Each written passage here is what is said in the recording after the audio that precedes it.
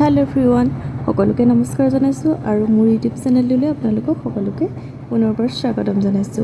আজি বহুত দিনৰ পিছত আকৌ এটা ভিডিঅ' লৈ আহিছো। ভিডিঅ' বনাম বুলি ভাবো কিন্তু কিবা কিবি কেবোৰ খেলিমেলি জহত ভিডিঅ' বনাবলৈ থাকিয়ে যায়। আজি ভাবিছো না অকণমান ভিডিঅ' বনাই ৰাখো।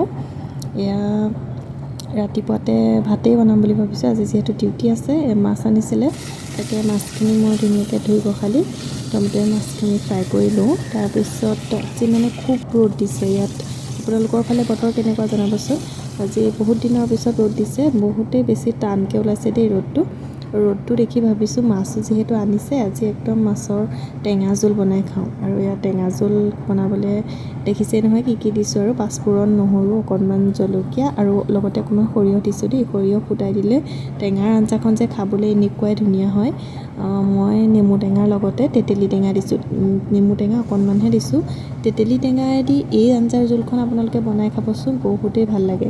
খালি বতৰটো ৰ'দ হ'ব লাগিব, মানে গৰম হ'ব লাগিব। ঠাণ্ডাত যিহেতু টেঙাটো খাই ভাল নালাগে নহয় জানো। এয়া এইখিনি উতল আহি গ'ল, মাছ দি দিলোঁ আৰু মোৰ টেঙা আঞ্জা এয়া ৰেডি হৈ গ'ল। আপোনালোকে আজি দুপৰীয়া ভাত কিহে খালে কমেণ্ট কৰি জনাবচোন। এইফালে মোৰ দুপৰীয়া সাজত কি বনালে আপোনালোকক দেখাই আছোঁ ৰ'ব। এয়া তেতেলীৰ সৈতে মাছৰ টেঙা জোল, লগতে লাও আৰু আলুৰ ভাজি আৰু অকণমান বেঙেনা ফ্ৰাই। বেঙেনাটো সৰু সৰু আছিলে। আৰু এয়া দুপৰীয়া খাই বৈ আজৰি হৈ আকৌ পঠিয়াই ল'লোঁ। আৰু এতিয়া মোৰ এটা বৰ ৰিক্সি কাম আছে। এয়া দেখিছে নহয়, ভোট জলকীয়া আনিছিলে বজাৰৰ পৰা। তাকে ভাবিছোঁ ইমানখিনি জলকীয়া আনিছে কি কৰিমনো, আচাৰে অলপমান বনাই পেলাওঁ। হাতত এখন পলিথিন বান্ধি লৈছোঁ আৰু এইফালে কেঁচি দি কাটিছোঁ, ভয় লাগে নহয় যিহে জ্বলা ভোট জলকীয়া আৰু নহয় জানো। তাতে কণমানিজনী আছে, তাইক অৱশ্যে মই ধুনীয়াকৈ খুৱাই লৈছোঁ। তাই খোৱাৰ সময়খিনিতেহে এই কামখিনি কৰিব পাৰিম, আৰু নহ'লে তাই সাৰ পাই থাকিলেতো এইখিনি কৰা সম্ভৱেই নহয়, যিহেতু মাজে মাজে লৈয়ে থাকিব লাগে। আৰু মই ধুনীয়াকৈ ৰ'দত এইখিনি কাটি পেলাই অলপ সময় শুকাবলৈ ৰাখি দিছোঁ। ৰ'দটো ৰাতিপুৱা বহুতেই টানকৈ ওলাইছিলে কিন্তু পটককৈ আকৌ বতৰটো বেয়া কৰি আহিলে। আৰু মই ধুনীয়াকৈ এইখিনি কাটি শুকাবলৈ দি দিলোঁ। আৰু এফালে মই ইয়াত ব্যৱহাৰ কৰিম দুটা নহৰু আৰু অকণমান আদা।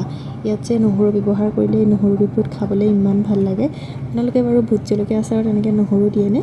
মই নহৰুখিনিও এনেকৈ ৰ'দত অকণমান শুকাবলৈ দি দিছোঁ। এয়া বতৰটো কৈছিলোঁ যে ৰাতিপুৱা ধুনীয়া বতৰ আছিলে, এতিয়া পটককৈ বৰষুণ দিব নিচিনাহে কৰিছে। আৰু এইফালে মই জলকীয়া দিবৰ কাৰণে অকণমান সৰিয়হ মিক্সিত পিচি ল'ম।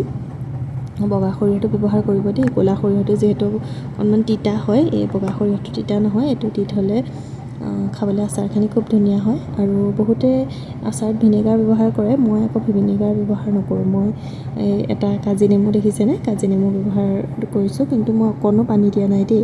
কাজি নেমুৰ লগতে সেয়া তেতেলী দি দিলোঁ আৰু এইখিনি আদা নহৰুখিনিও ধুনীয়াকৈ সৰু সৰুকৈ কাটি ল'লোঁ।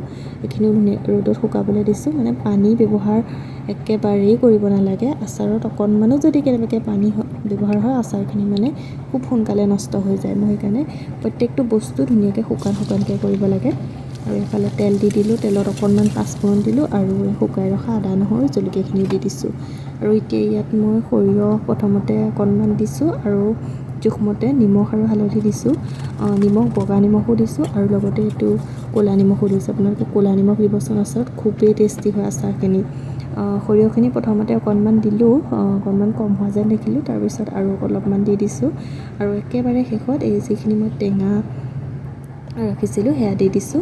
আৰু এয়া ঠাণ্ডা হোৱাৰ পিছত চিচাৰৰ বৈয়াম এটাত ভৰাই লৈছোঁ। আচাৰখিনি মাজে মাজে এতিয়া মই ৰ'দত দি থাকিব লাগিব। আৰু একেবাৰে শেষত মই অকণমান কেঁচা মিঠাতেল ব্যৱহাৰ কৰিছিলোঁ, যিহেতু সৰিয়হৰ লগত যিটো সৰিয়হৰ মানে ধাৰা মিঠাতেলটো কম্বিনেশ্যনটো বহুতেই ধুনীয়া হয়, গোন্ধটো খুব ভাল লাগে। আৰু এনেকৈ চাফা কৰি ধুনীয়াকৈ কাষত লাগি থাকিব নালাগে। আৰু মোৰ আচাৰ বনাও হৈ গ'ল আৰু মোৰ পুতলাও উঠি গ'ল, দেখিছেনে। ভিডিঅ'টো চাই যদি ভাল পালে তেনেহ'লে প্লিজ লাইক কমেণ্ট শ্বেয়াৰ কৰিব আৰু লগতে চেনেলটো ছাবস্ক্ৰাইব কৰি থ'ব।